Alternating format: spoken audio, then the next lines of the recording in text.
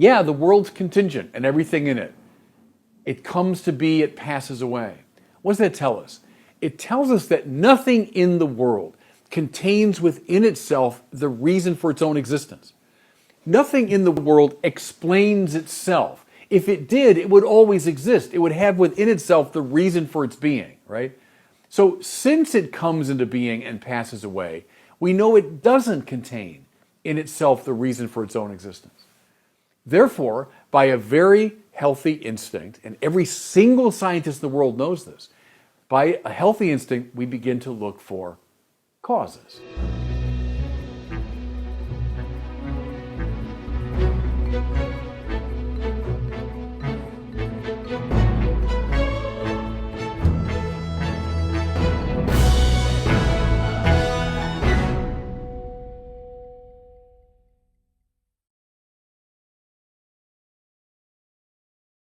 I've lived out here in Santa Barbara, California for a little over 4 years, and it's amazing how many real tragedies my neighbors and I have endured just in this very brief time. Go back just a couple years, there was a terrible Thomas fire. It's a fire that began near Thomas Aquinas College, which is in my region, hence the name. And it spread then in the course of this terrible month from that area then all the way down toward me. And you won't recognize these towns, everybody, but places like Montecito and Ventura and so on, until it finally came to the hills just north of my own house, where I could see the flames very clearly. I remember one Saturday morning, I was out in the front lawn of my house. I'm looking nervously up at the flames, and this car pulled up, and it was a retired fire captain who knew me, and he said, "Bishop, what are you still doing here?" And I said, "Well, we haven't been officially evacuated." And he goes, "Officially? There are embers everywhere. This whole neighborhood could go up." That was my introduction to fires in California. Well, after visiting a lot of destruction upon, I think it was well over 1,000 buildings and homes and so on, finally rains came, and we were so grateful that, okay, the rain is going to put out this terrible fire. Well, the rain turned pretty quickly into a deluge. And it prompted, if you remember, the Montecito mudslide, because those fire-ravaged hills had lost their foliage, and so when this great rain came, the mountain slid down into the sea. Well, that took place about 10 minutes from where I live. And as I was sleeping peacefully in my bed that night, about 25 people died. Now, fast forward just a few months after that, toward the end of 2018, there was a terrible shooting in a bar restaurant called The Borderline, which is in Thousand Oaks, California. That's in the far eastern edge of my region. People were killed, including a very brave police officer who confronted the gunman. Now fast forward to just last fall, so the fall of 2019, in fact on Labor Day, there was a terrible fire that swept through a boat that was moored right off the coast here in Santa Barbara. It's, just I could see where it was off the coast. People who were sleeping peacefully in that boat were killed. I've been thinking a lot about these things now in light of the coronavirus that we're all facing. So here's another tragic situation, not restricted to Southern California, but another time when this terrible thing has come that interrupts our sense of peace and complacency. Now, I bring all this up not to depress you, but to make a theological point ultimately. See, these tragic situations, loss of life and sudden, like the coronavirus is a good example. Who would have predicted even a couple months ago that, our lives would be turned upside down, that we couldn't go out in public, that tens of thousands of people would be ill and thousands dying and hospitals overrun? Who would have predicted that even a couple of months ago?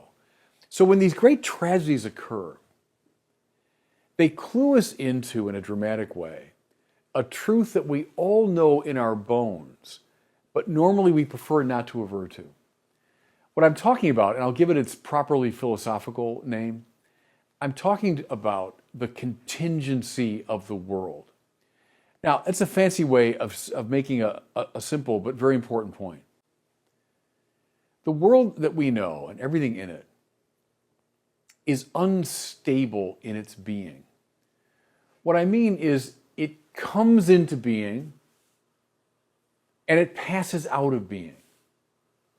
It doesn't endure. Everything in its being is ultimately fragile and unstable. Think of every plant you've ever seen, right? It came into being. It will pretty soon actually pass out of being. Think of every insect currently flying or crawling around the world. Came into being and will rather soon pass out of being. Think of every animal that's ever walked or crawled upon the earth. Came into being, it will pass out of being. Now, make the time frame a little bit longer. Even mountains, I mean, they came into being at a certain point. They endure for a time. They will pass out of being. Even great continents that weren't always there, they came to be, and in time they will fade away. The earth itself came to be, it will pass away. It's a truth that we know, but we normally don't aver to it. We think of the world as kind of, relatively stable. But these tragedies, and again, we've had our fair share out here in California the last couple of years, these tragedies vividly call to mind the instability and contingency of our existence. Whenever I think about contingency, I'm reminded of a story that Teilhard de Chardin tells. Teilhard de Chardin was this priest from the last century, also a high-level scientist, wrote these marvelous kind of poetic works that combined science and religion. Anyway, Teilhard, when he was a very young kid, so the custom in those days was the young kids, even the boys, had kind of long hair, and then at a certain point the mother would cut their hair. So he's like maybe 3 years old, and he's sitting by the fire in their home. The fireplace was going, and the mother was cutting his hair, and he saw the little curls falling to the ground, and one of them rolled into the fire, and he said, like that, it was gone.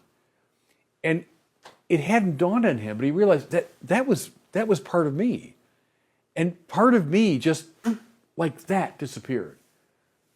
And he realized at some basic level, even though he's just a kid, well, gosh, that's the whole of my existence, I guess, is like that. Given enough time, it too is going to pass out of existence.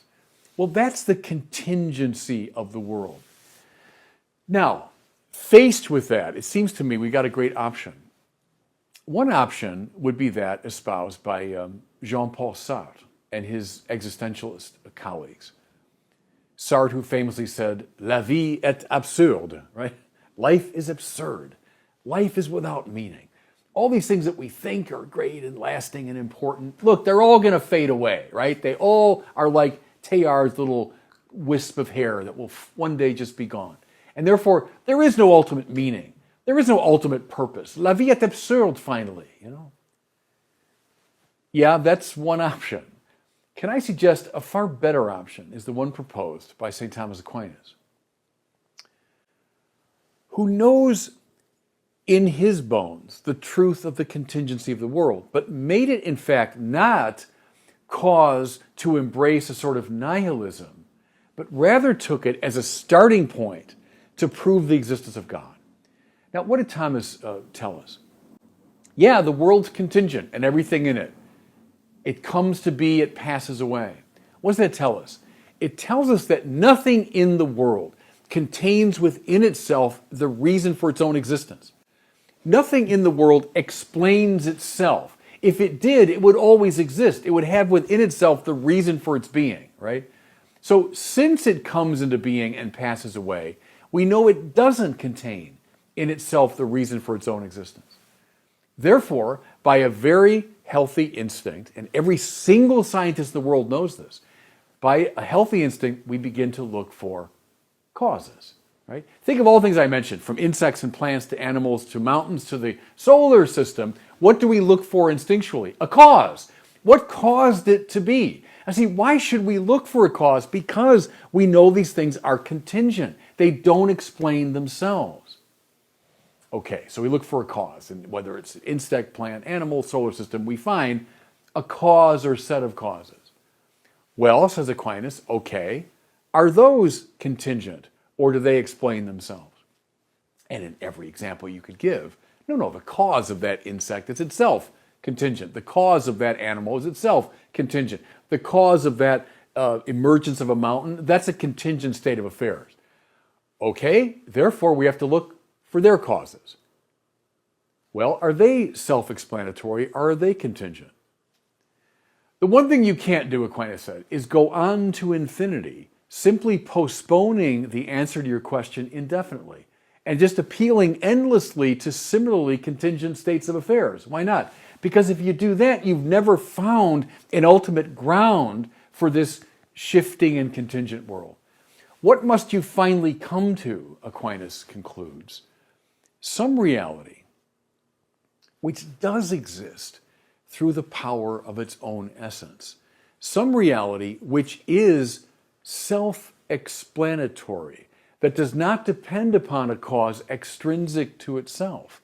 And this self-explaining reality, all people call God. So Thomas doesn't say this leads to Sartrean nihilism. It leads rather to a keen sense of the existence of God. Now, I want to make this rather high philosophical speech a little more practical by noticing something. Where do priests and other religious types tend to hang out?